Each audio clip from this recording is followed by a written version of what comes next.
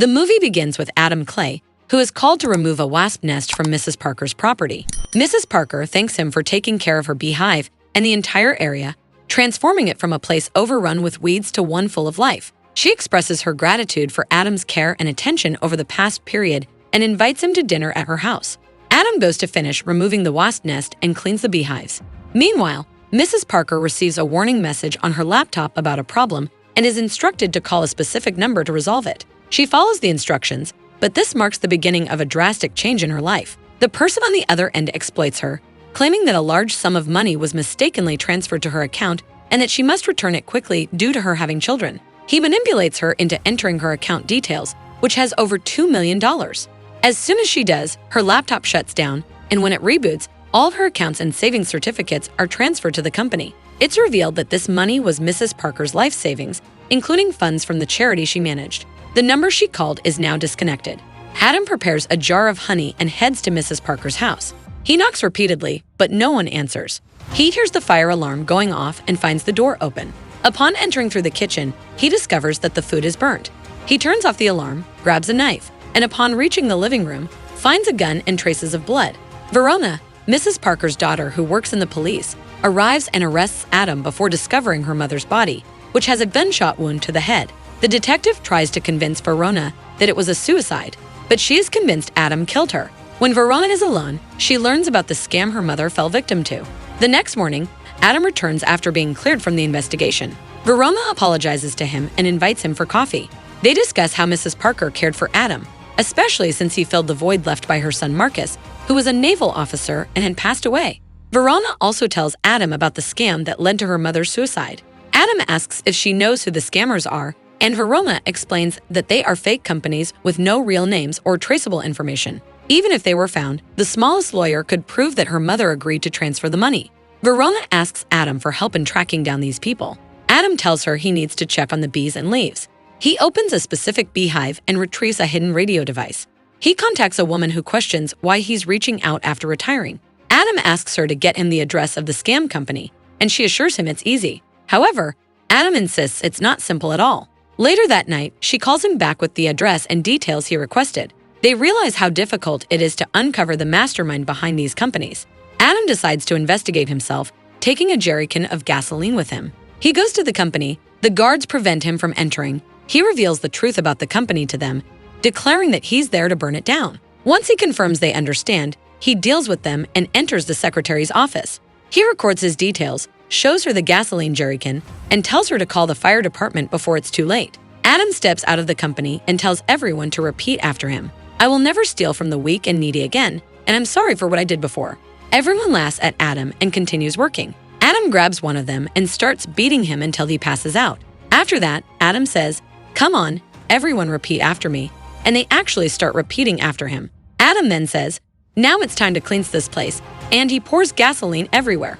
All the employees run away. Adam confronts the man who scammed Mrs. Parker, whose name is Garnet, along with 4 guards. Garnet ordered the guard to take Adam down, but Adam easily deals with 3 of them. The 4th guard tries to escape with Garnet, but Adam catches them, finishes off the guard, and then grabs a grenade, attaching it to the gasoline jerrycan. He connects it to a phone line and tells Garnet that the place will explode with the first call.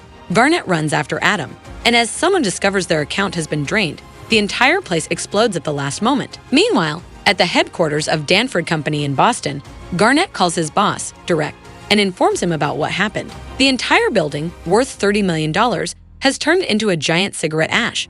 They have no information about the perpetrator because he burned the surveillance cameras and was wearing a hat. Derek tells Garnet, "I'll handle it," and goes to talk to his father, Walsh, who used to run the CIA but left to manage his wife's business because he loves her deeply. Derek asks Walsh to arrest the man who burned his friend's communication center and killed the guards there. Walsh refuses, saying it's beyond his authority and that they must stay completely away from his communication center, which is everywhere, then leaves. Garnet informs Derek that his father refused to help them, and they must act on their own to deal with the person responsible for this. Verona is investigating the fire at the United Data Group building, which was burned down by Adam, though she doesn't know it yet. There, she learns that a 40-year-old man in a white jacket with a gasoline jerrycan was responsible. The employees swear they will never scam anyone again, revealing that the company was involved in fraud and scams. Garnet gathers an armed group and goes to the last people they scammed, including Mrs. Parker's house. There, they see Adam driving away in his car. Garnet destroys Adam's beehive, so Adam heads to the garage where he works and activates the equipment there. Garnet and his men arrive and destroy the place. Adam threatens the first man with a screwdriver to his eye, then chokes him with a chain. The second man is choked with a rifle, and the third is thrown in front of Garnet, who panics and starts shooting everywhere, calling for his men, only to find them all dead. Adam grabs Garnet's hand and puts it on a saw, cutting off his fingers and throwing them in the garage. Adam then sets the entire place on fire. Verona finds out that her mother's house has been burned down. When she arrives, she sees the bodies and from the documents they have, confirms that they are from United Data Group. This convinces Verona that the beekeeper, Adam, is behind all of this. Meanwhile, Garnet, after managing to escape, calls Direct, devastated, to report what happened. Before he can finish, Adam appears in front of him, gets out of his car, and ties a rope to Garnet's car. Adam takes what he needs, starts the flying car, and it plunges into the water with Garnet inside. Adam continues the call with Direct and says, "Your turn is coming," leaving Direct terrified and threatening Adam that he will finish him. Adam takes Garnet's car and continues on his way. Meanwhile, Derek informs Walsh about what happened. Walsh is watching the news and sees Adam's photos, now wanted for arrest. Walsh asks Derek how a beekeeper could cause so much trouble, and Derek responds dismissively, saying he doesn't know or care about Adam's background. He just wants to finish him and get justice. Walsh insists that Derek prepare for his funeral because no one, no matter how powerful, can stop Adam now. Verona begins gathering information about United Data Group and learns that Garnet was responsible for it, but he has now disappeared. They receive a call informing them that Garnet's body has been found. Jessica, Derek's mother, contacts Walsh and offers him money and a higher position in exchange for protecting her son. Walsh tells her that no one can protect Derek, but he will try and he doesn't need any money. Jessica confesses that she still loves Walsh and thinks about him. Walsh then calls someone in the U.S. Intelligence Department and asks for help. When he explains that Derek is in trouble with the beekeeper, the person sarcastically asks if she should help with funeral arrangements instead. Walsh insists, and she reluctantly agrees to try. That night, she calls Walsh back and informs him that she has retired and no one can control Adam anymore. She says she will try to handle the situation. Meanwhile, Adam fills Garnet's car with gasoline. An armed woman arrives, hits his car, and confronts him with her weapon. Adam escapes from the car and a fight ensues.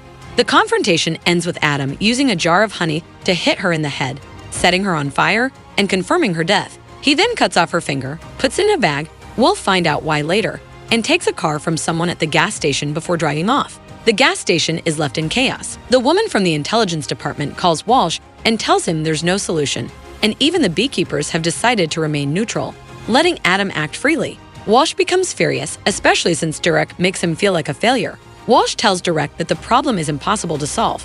Verona arrives at the gas station to investigate and finds a book on beekeeping, confirming that Adam was behind the gas station fire. She realizes Adam is now heading to Boston. Walsh gathers his team and briefs them on the Beekeeper program, which he only learned about when he became the director of U.S. intelligence. In this program, anyone who tries to go against the hive is eliminated without any plan or mercy. Walsh shows them a photo of Adam and explains that he is stronger than all of them, making it impossible to face him alone. They need to gather as many forces as possible to confront him. Adam arrives at the location of the woman who attacked him, bringing the finger he cut off. He manages to infiltrate the place, taking all the weapons and information he needs, as well as her car. The deputy director of intelligence meets with Verona, her colleague, and Ellie, and they share everything they've uncovered about Adam. When Verona mentions that Adam is part of the Beekeeper program, the deputy director becomes extremely tense. Verona continues, explaining that based on their predictions, Adam is now on his way to Boston and may have already reached 9-Star United, the company managing United Data Group, which Adam burned down first. The deputy director ends the meeting abruptly and leaves. At 9-Star United, the employees continue their work scamming people. 2 of the most elite counterterrorism teams arrive. One team is assigned to protect the company from the inside and the other from the outside. The leader of the internal team clashes with the director of the scam company, who then calls Direct. Meanwhile, the external team spreads out around the building. Adam arrives and tells them that the people inside are scammers, and anyone who doesn't want to die should leave. He then takes them all down and enters the company. Derek speaks to the manager, dismiss the officer present, telling him that security should be outside the company, not inside. The team leader wakes up his squad and leaves, mocking the employees as they laugh and point to Adam, who stands in the middle of them, looking at them with disdain. Adam recognizes one of the employees and, before he can escape, takes him down. Adam announces that anyone who stays will die. The team leader and his squad return, chasing Adam. Adam eliminates one of them and sets a trap for the rest. Two team members check on their fallen comrade, and Adam takes them out as well. He activates the red emergency light, confronting the team leader and telling him that the company is a scam and needs to be shut down. The team leader insists he's just doing his job, but despite his strength, Adam defeats him too. Verona and her team arrive, only to find that Adam has already taken out an entire squad and escaped the elevator unscathed. Verona decides to take the stairs, while everyone is terrified of what's happening. The company's director and the remaining employees sit calmly, waiting for Adam to be dealt with so they can continue their work.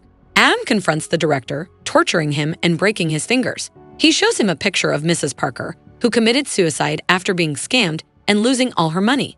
Adam continues until the director confesses about his boss, Derek, and shows him a picture of Derek with his family. Verona and her team arrive, threatening Adam. They realize that the man Adam is after is the one who caused her mother's death, and they argue that justice should be served through the system, not by Adam's hands. Adam escapes and Verona chases him. Meanwhile, Adam encounters Ellie, who pleads for his life, saying he has 4 children. Adam responds, 3 sons and a daughter, may God keep them safe for you, then breaks Ellie's weapon and leaves. Verona finds Ellie and continues pursuing Adam, who has already escaped.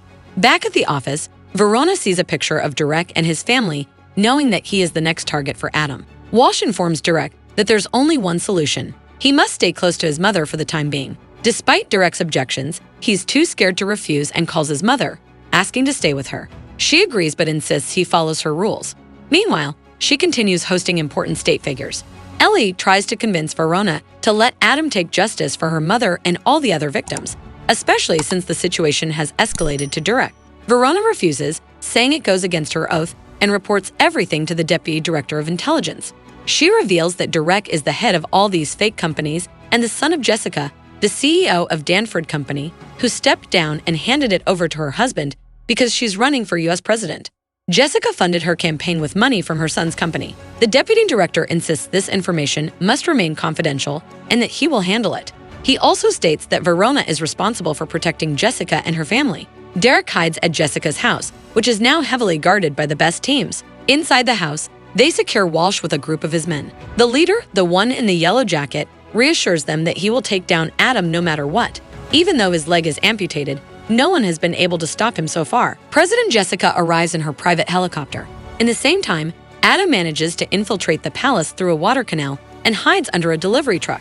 He kidnaps one of the Special Forces members guarding the palace, takes his place, and blends in. Later, Adam moves to a spot in the garden, changes his clothes, and enters the party, which is attended by Verona and a lie for security. After that, they see the Deputy Director of Intelligence speaking with Jessica, realizing that he is aligned with them. Jessica then meets with Derek and the Deputy Director of Intelligence, confronting Derek about everything he's done.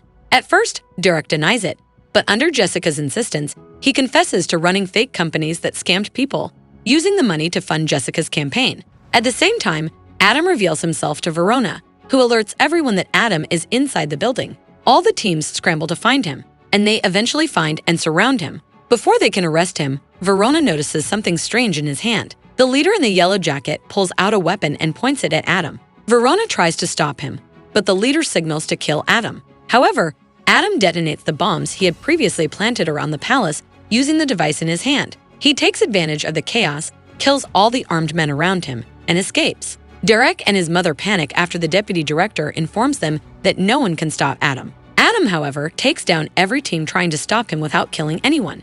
Jessica becomes furious with her son and decides to turn him in, announcing that she will report his crimes. Derek pleads with her, saying he did it all to help her win the presidency. But Jessica responds that she could have succeeded on her own merit and her company's reputation, not through fraud. As Derek argues with his mother, Adam continues his mission, eliminating anyone in his path on his way to Jessica's office. Before reaching the office, he encounters the leader in the yellow jacket and a brutal fight ensues. They destroy the surroundings, and Adam is injured in his prosthetic arm. Despite the injury, Adam eventually defeats the leader, stabbing him repeatedly until he's dead. Adam then reattaches his prosthetic arm and heads to blow up Jessica's office. Walsh tries to stop Adam, offering him anything he wants if he stands down. Adam responds, the queen must be replaced for the hide to regain balance, and breaks Walsh's arm before entering Jessica's office. Inside, Derek pulls out a gun, but Adam disarms him and kills the deputy director. Derek tries to hide behind Jessica, but Adam enters, followed by Verona and Ellie. Verona tells Adam to surrender, but Adam says, "The choice is yours, the law or justice." Derek then points the gun at his mother, threatening to kill her before she can testify against him, but Adam kills Derek first. Adam quickly jumps out the window and Verona, instead of pursuing him, lowers her weapon and lets him escape. Adam makes his way to the shore, changes into a diving suit, and plunges into the water, disappearing into the depths.